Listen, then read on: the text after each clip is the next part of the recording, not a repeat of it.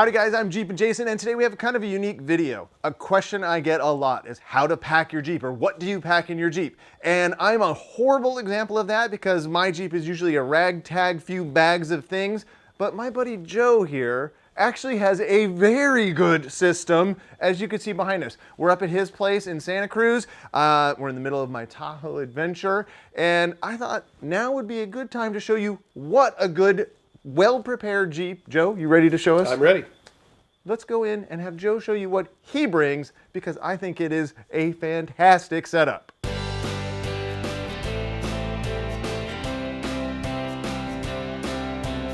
right, so introduce yourself, Joe. So I'm Joe. I'm from the 1-ton axle swap. Here's the Jeep. We worked on. Yep. And so I wanted to walk through sort of some of the things that I pack out, and I'll start right here with air. So down here I have a kit that I just made out of various parts, but there's tire repair, tire inflation. I did geek out and do a 4-tire air inflation thing, so that's the valve for that.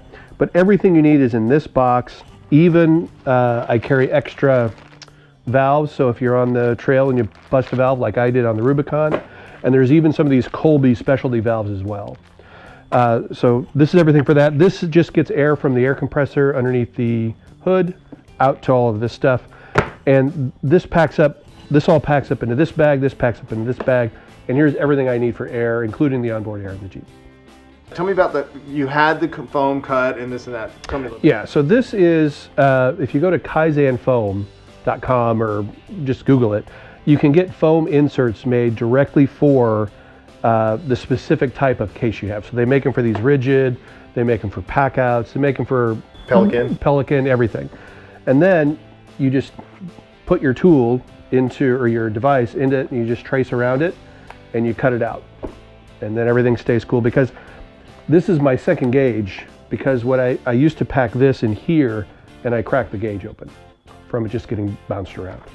So, but yeah. Now, I have a question for you. Do you prefer these hard packs or soft packs? Obviously the soft pack was for things that are vulnerable, would be tough. Yeah, for this kind of thing, and you've seen what I'm doing to the back in the drawers. Yeah, I'll only do hard for this kind of stuff.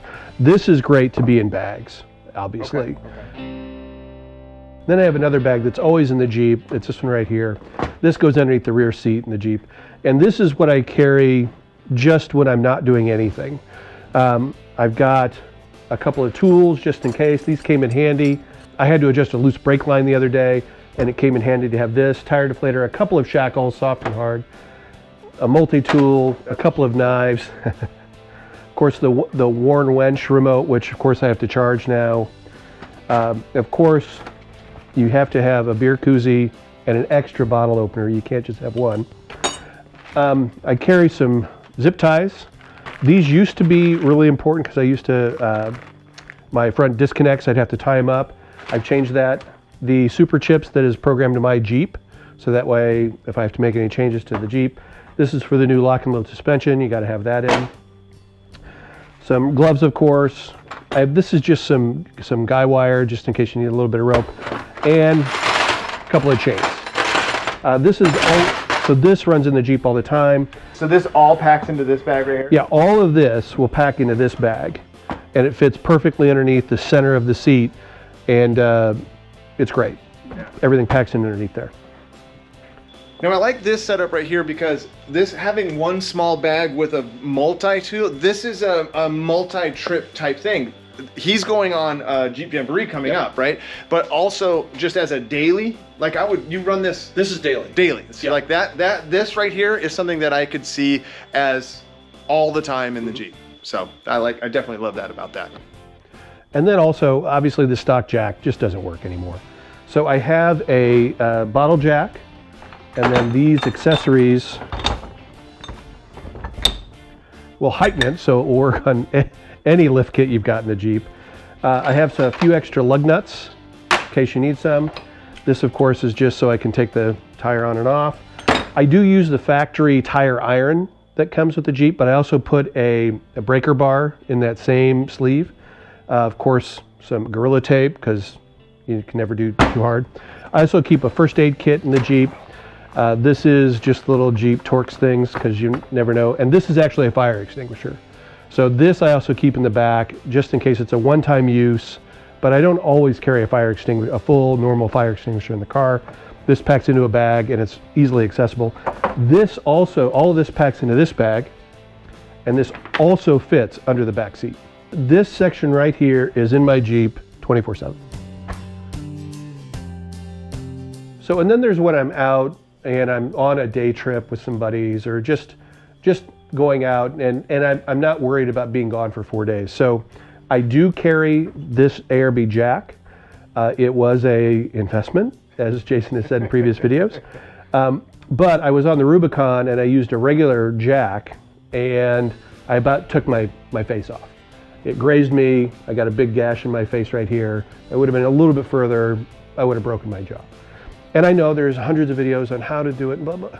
You're in the middle of a trail, your adrenaline's pumping, you want to get that tire done.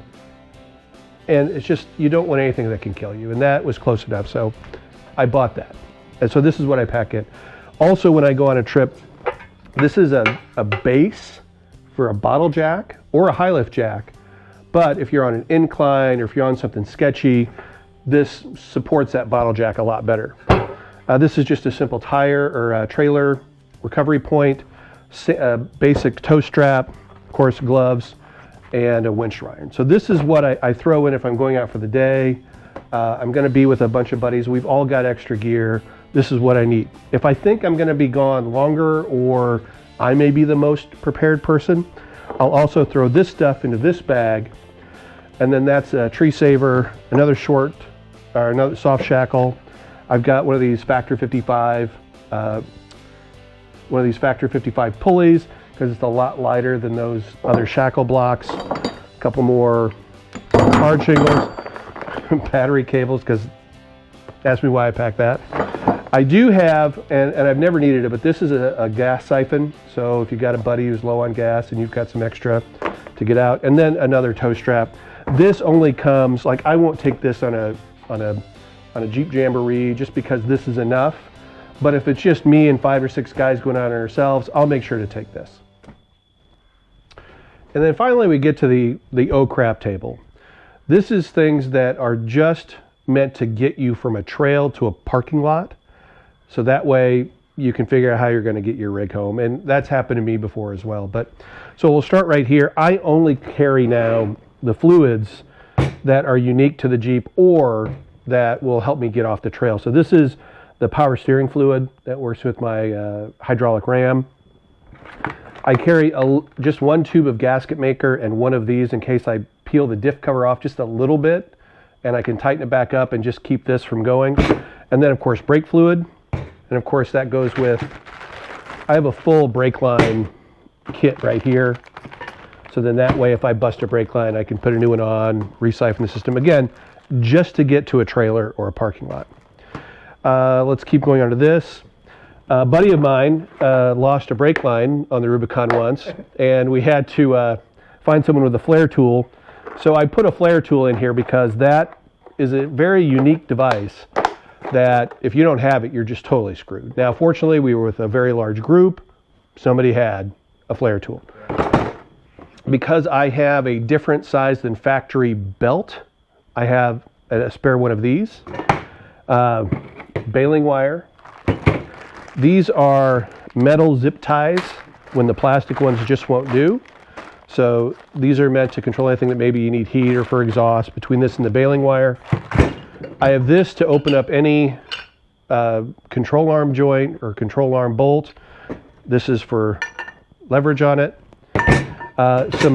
These are small wheel chocks, just in case you need those. Dead blow, more gloves. JB Weld and steel stick, because you never know.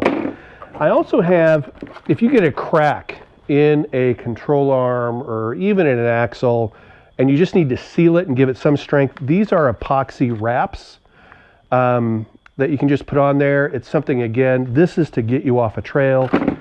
If my fancy Factor 55 hook dies, I got an extra hook. This is just a couple of wood blocks because you always want the wood blocks. Hatchet, this is just a simple saw, a dead blow. I have this Don't know why I have this in there. This probably doesn't need to be in there. But this is this I throw in even when I'm going out for the day, because I have been on a trail and I've busted a steering component and I'm like, crap. And this all fits in this right here? This all fits in this, yes. Not the fluids, but from here over, this will fit in here. And then I will pack hand tools in here, but I have forced myself to limit to just this. The first few trips I went on, I would pack every tool I had, multiple impact wrenches, just in case I wanted 1/2 or 3/8. And I had these big Pelican cases, and I would fill them to the brim and add hundreds of pounds for a day trip with a bunch of guys who know what the hell they're doing. And so if it doesn't fit in here, the tool doesn't go. Because again, I just need the unique tools for my Jeep to get me back to a parking lot. And that's what this is. So I wanted to do something in the back of the Jeep that was a little bit more permanent, that isn't stuff that's just bouncing around. All of my gear over there, I have special bags for it, but as we all know, drawer systems are really super expensive. So I wanted to do something simpler. So here, this is just a Webasto 31 liter fridge. I do take this because if you're taking a cooler, just take this. Doesn't really take any power, and it's nice and secure in here. But I also got the second slider for this particular kit, and I did this. So these are pack outs from Milwaukee. They're not cheap, but they're a lot cheaper than those big gear kits. And you can still manage and do each one separately. So you can still do this. I've got a couple of big ones. These are drawers. So you can just do this. I haven't moved into here yet, but I will be doing that. And then at the end of the day, when I get back home, I can just take this whole thing off. Put this back inside the garage. Just slide this back in, and now my Jeep's empty. And I've got all that gear out, and it's secured in there. It's not going to flop around, fly around, that kind of thing.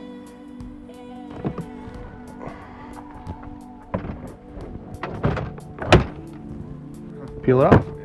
And my intention is, obviously with those 4 different bags I have, I'll move them into 4 different one of these. So depending upon the trip, I can just grab that one bag, slap it into this locker thing, and I'm on my way.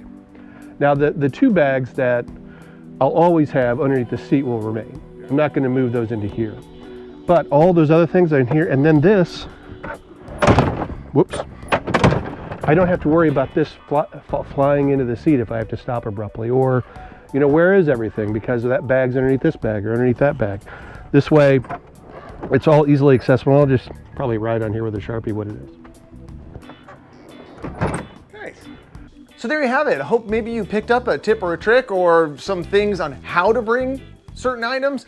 Joe has a really good setup, and I like that. It's actually goals for me to get mine a little bit more together in whichever vehicle. If you notice, I am in the Tahoe right now, and that's because I'm in the middle of my Tahoe adventure on the way to Tahoe. Santa Cruz just happens to be, well, not quite on my way, right? But it's close enough, and you gotta visit your buddy every once in a while. So we're knocking out some stuff on his Jeep, getting him ready for his Jeep Jamboree.